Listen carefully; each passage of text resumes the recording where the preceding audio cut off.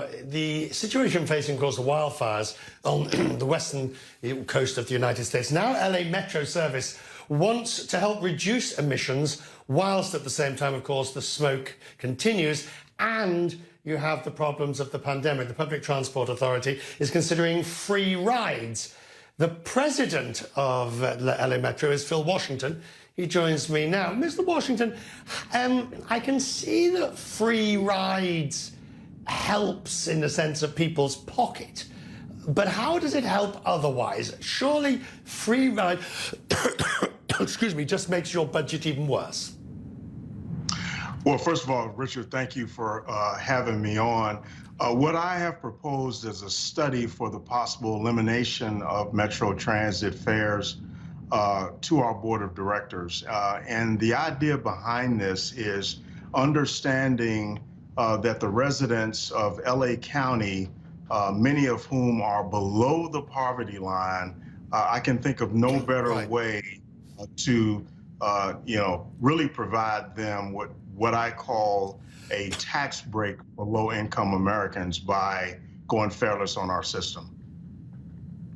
Who picks up the shortfall? Because whether it be the London Tube or the New York Subway or any Transport for London, all of those you'll be familiar with, everybody in public transport is showing a massive shortfall in revenue. Central governments haven't necessarily said they're going to step up. So as you grapple not only with the increased costs of keeping your services moving, who makes up the difference?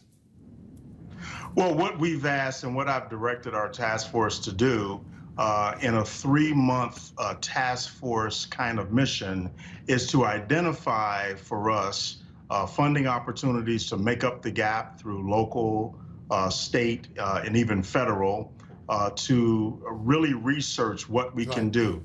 Also research how we can reprioritize things that is within our budget to create a fareless system. There's also a number of other challenges that we see. There is the unhoused challenge. There are many, many more challenges. So this task force is at work now to bring back those results. Phil, the difficulties cannot be overstated. I mean, not only are you trying to run a public transport service in a pandemic, now you have the additional problems, of course, of West Coast wildfires, with all the pollution and all the other issues. How difficult is it? Well, it's very difficult, but I have a good team here. We are still running our service.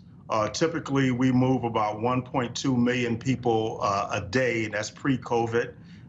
We got down to a low of about 275,000 a day.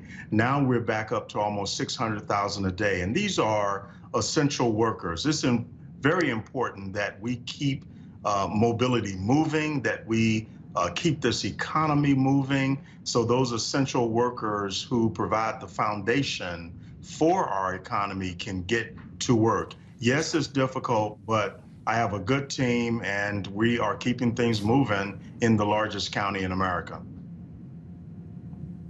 Thank you, sir. I appreciate you taking time out of some very busy days to talk to us tonight on Quest Means Business.